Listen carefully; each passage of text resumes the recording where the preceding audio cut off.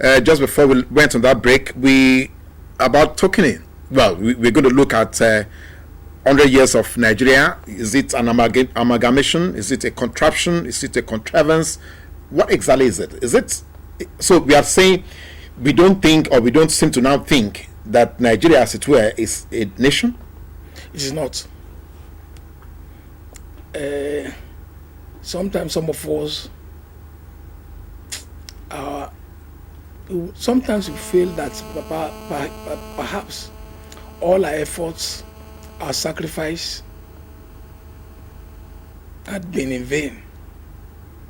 I've never seen a group of people that are so dishonest with themselves like they are political elites, and as many of them that have gotten to public office. They say want to celebrate a centenary next year. What they are saying therefore is that one, to expose their falsehood. One, what they are saying that the ethnic nationalities were just brought on from one part of the world into this place in 1914. So they were not existing before. So the Yoruba nation was not around where it is. The Igbo nation was not there. No, the Jaws, the Shekiris, the thieves, they were not there before until they were found out by then Lugard brought them and amalgamated them. 1914. Totally dishonest people. They know it is not true. Secondly, I've never seen a people who are willing, ready, in their vainglory to celebrate disasters. They are willing to utilize public money to celebrate total dehumanization and oppression of his people. When the British people came, they didn't come here for any altruistic purposes. For any humanitarian purpose. It was to satisfy their own. They needed raw materials. They needed people. They were used as slaves. And any made to collect the resources here. And they got enough, and they are still getting. Is that what we are going to celebrate? They dehumanized the ethnic nationalities. They appropriated from them all their human resources, water, agricultural products, mineral resources, and the likes. Is that what we are celebrating? Why are these people not unmindful that some Nigerians are responsible and reasonable people? Those who came to unleash terror, those who came to dehumanize our people, those who came to reduce us to nothingness, will not come next year to come and again do their grandstanding. Our political law masters will now come and celebrate centenary something with us. People like us thought that it is a misplaced activity, perhaps, and that thing to help them to steal public money. They say it's going to be for the resources there. Will be privately sourced. Which private man will give them 1 kobo? Except those whom they have given bogus contracts. Okay, the telephone lines should be open anytime from now. The line to call, of course, is 081-631-31020, 081-631-31020, and you can also engage Ayo Kadokun in this revealing conversation. I do not want us to leave it as this despondent level. Now, I would like us to take it a step further. No, please, let me just even conclude that aspect. This agenda to celebrate Nigerian centenary, they are not organizing it for Nigerians. They are organizing it for themselves and themselves alone. And when we say themselves, are they those not of them in government? Okay, and these are not Nigerians anyway. They are Nigerians, but because they will be the beneficiary, they will have greater benefits than the Nigerians. What would they give to Nigerians? Maybe they would cook their meals, their so-called national luncheon or whatever they want to do. They can have as many of that. How many Nigerians who have the opportunity to go in? It will be strictly by invitation. Yeah. Now, let's go back some years. just a couple of years, when you were also the secretary to NADECO. Now, NADECO actually came, as a child of circumstance, and that was to see if a wrong could be righted. Now, with the benefit of hindsight, would you now want to say that was a mission accomplished? Did NADECO accomplish that mission of trying to correct a wrong? No. Unfortunately, no. I think we have a caller online. Hello, good morning. Hello, good morning. Good morning, sir. Yeah. Can you lower the volume of your set there? Okay, this is Daniel. Your TV set, you have to cut down the volume so that you can speak to Ayo Padukun, otherwise he won't hear you. Hello. Yeah, I can hear you. You understand the fact that Nigeria is actually a failed state, it's a failing state actually. If you look at it, I see no reason why the Nigerian government should actually get public funds in the celebration of a mistake. If you understand what I mean, Nigeria is actually a state that does not have any prospect, does not have any reason to be a state. Actually, if you look at it, Nigeria is not a nation, if you understand that. Because our allies are just people that, sorry to use this word, are idiots. If you look at it, they are people that are annoying. And if you look at it, I can tell you, the Nigerian state is actually on the strength of a breakup. I can tell you that because people that don't care about the impoverished masses. How do you explain it? I see no reason why you should go forward and say you want to celebrate this scenario. Why are you celebrating something that has not created value in the lives of individuals? And if you look at it, it's actually appalling and it's annoying. I can tell you, if things don't get better, I can tell you, and I don't even think it's going better. If things don't get better, Nigeria, I can tell you, is on the verge of a breakup. Because it's should actually be a platform to actually open up the minds of the individuals and tell them that, yeah, we've seen that you guys are poor. Yeah, who does not know that, actually? We've seen that you guys are poor, but if actually open up the way, let's this celebration should actually be a platform so that these people are taken care of. Okay, all right. So, what are you cooking for? What are you cooking for? What are you celebrating? It's actually appalling. It's appalling. Thank you very much for your. Thank you very much for your comment. We would like. You're doing very, very good thing, sir. Thank you very much for being on air. Okay.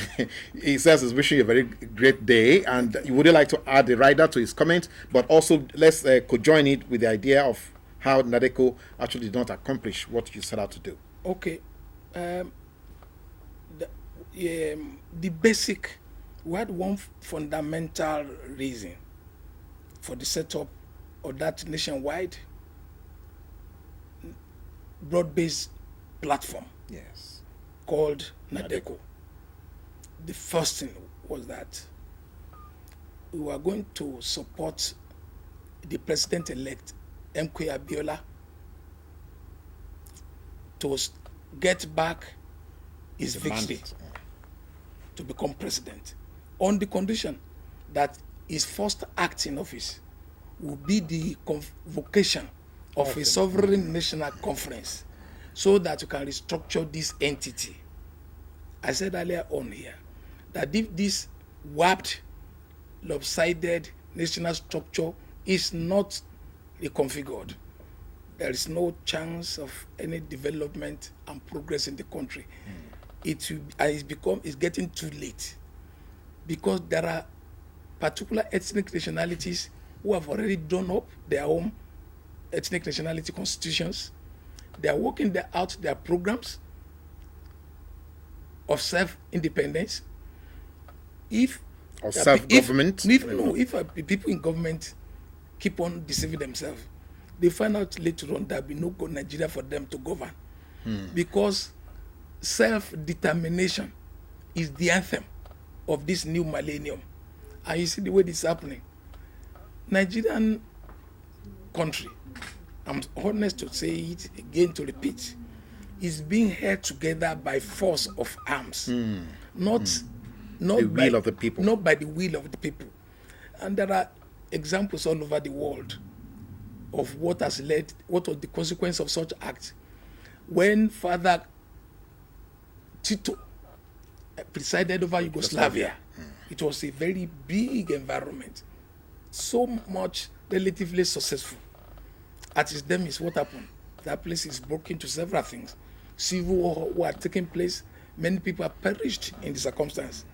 What happened to Soviet Union? You don't have a USSR again or the world map. Yeah. What you have in there is Russia. Yeah. Once upon a time, the socialist union, they felt that was the best thing, but it has collapsed. So wherever nationalities are not given their right to self-determine their fortune, the consequences that they walk the way out and make sure that they remove the oppression and they throw away the imposition that has been made on them. It's a given. Honestly, the signs are there. I know that the Yoruba people, they have their constitution ready. I know the Igbos have their own ready. The Shekiris have their own ready. There are quite a number of other people who have had their own ready. Okay, so would it therefore, maybe if it's not reversed snobbery, would you not therefore say that what Boko Haram is doing is almost similar to what you are now trying to table here now? No, let me say this. I am not unmindful of what you are talking about. Our leaders who fought for Nigeria independence. Okay, can we, because you have spoken largely now on what I would probably call the militarization of the Nigerian psyche. Yes, it is. So can we therefore hope to see the demilitarization of the Nigerian psyche, where people can now begin to do what you are probably, saying should be the basis for this country being together? That the federating unit therefore will have a voice, will have an identity, will have a name, but they will not cooperate with a central name which they can call a nation. Yes. Can that ever happen? I think it can, and I'm not about to lose hope finally, because at some instances we have some good thing emanating from this large crowd of ethnic nationalities. True. But I'm saying that the political elite who are taking over power in successions have been wrongly headed for their selfish agenda, not for the Nigerian state. Hello, good morning. I think we're having a problem. I will imagine that for their own selfish purposes, they should work as led by President Jonathan now. The only thing he can do for Nigeria, for which he will be positively remembered as a legacy, is to work seriously and quickly to consult with the ethnic nationalities for the purposes of convoking a sovereign national conference. It's the agenda. Deceiving himself that is presiding over a nation and the unity is taken for granted is a totally confused state of mind. When I listen to some of these ones who have ruined us, saying that we've gone to battle, we fought a war to keep Nigeria together. Nigeria has been ordained so. They know they are liars. It's because they have taken Nigeria for granted. It's because they are the greatest beneficiaries of the shenanigans and the evil thing they have established. How can the president hello, good morning. Musa from Lagos Island. Go ahead with your question, please. Hello? Go ahead with your question. See, what I want to ask our guest speaker is that, do we think that breaking up Nigeria will be the solution? Since Baba said that we are being forced to be a nation. Okay, the question is, do you think the breakup of Nigeria is a solution? Is that a solution? I would not want to volunteer such an opinion because I'm not a prophet. But as a political exigency. Yes, I'm a political technocrat, and I deal with facts as they appear to me. The way things are, this situation is not sustainable. A reason why Nigeria resources, this is where it's so easy to become multimillionaire and billionaire for doing new work. The revelations you found, do the oil subsidy thing, is that nobody's talking about it any longer. A so-called assistant director in the Federal Civil Service, a so-called chairman of a so-called task force, cannot respond to the queries from the National Assembly over 30 billion. That one. What of the one who 290-something billion? That fellow is nowhere to be found. National Assembly did a legal thing, constitutional thing, declared him wanted. Nigerian police said they couldn't find him. When the evidence have been so consistent that the Nigerian police had provided for him 2 lorry load of mobile forces to drive him around, to escort him around. What kind of a society is that? The only reason why that kind of a thing is possible is the lopsided of the Nigerian structure. That has to change. If it might be people are not aware that the only reason why we are keeping on in this terrible state is that Nigeria is so gifted in terms of land and resources. Through cassava. It will grow. It's because God has so endowed us with too many things. During the Nadeko struggle, occasionally when we visited foreign embassies in Nigeria, they asked us the question, what is it that Nigerians will do to their leaders that you make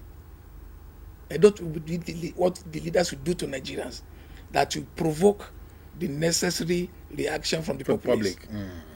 The Nigerian state, no matter how evil its acts are, people accept. They're very docile. Docile. Now, docility is a major disaster for a country. But because what we are doing is that those who should be at the vanguard of going out to ventilate their grievances against their oppressors, most of them are pleasure lovers, fun seekers. In fact, the only reason why what they want to do is to displace the current occupants so that they can take over and do worse things. Do more. Okay, now that again has brought us to this question, because now you have lumped certain issues together. The question of the fact that Nigeria is so well blessed, divinely so, to sing, and then therefore there is this rating that Nigerians are the most religious people in the world. Now, it's a little bit of hypothesis now. Why have you not seen that religiosity, as it were, transform the Nigerian nation as a country and the Nigerian as a people? Because obviously kleptocracy seems to be the order of the day amongst Nigerians. Just like you said, if this group is aspiring to get into leadership, what it wants to do is to get there, upstage the present occupants, and then do more heinous crimes. So why has our religiosity not helped us, shaped us, redefine us to become a better people and a better nation? Because we have subverted every known public institution today with the advent of the military and governance. The military and governance have perverted every public institution and convention here, so much that Nigeria has no ethos any longer, any reliable ethos. People they talk about values. The values that are worshipped today in Nigeria are corruption, intolerance, and the likes. So what is the hope for Nigerian youth? Let me go further. I am not sure that in most urban centers today, except in the extreme far northern states, you pass through their streets. By the time you count 4 or 5 houses, you have a so-called church or a mosque. What they celebrate here is religiosity, not godliness. And when you have a group of people where their most active age groups are fun lovers and pleasure seekers, then you have lost. Because all that they are mindful of, I want to marry the daughter of that one, I want to marry the second wife, I want to take my child to this elite school so that can belong, status symbol. my next car should be a Mercedes, that is personalized for me. My mother is about 70-year-old. I want to take care of her. Once that is the preoccupation, they cannot come out into the open to support take over. Change. Yes, they will never do it. And when any society is unlucky to have that such kind of situation with it, is going under.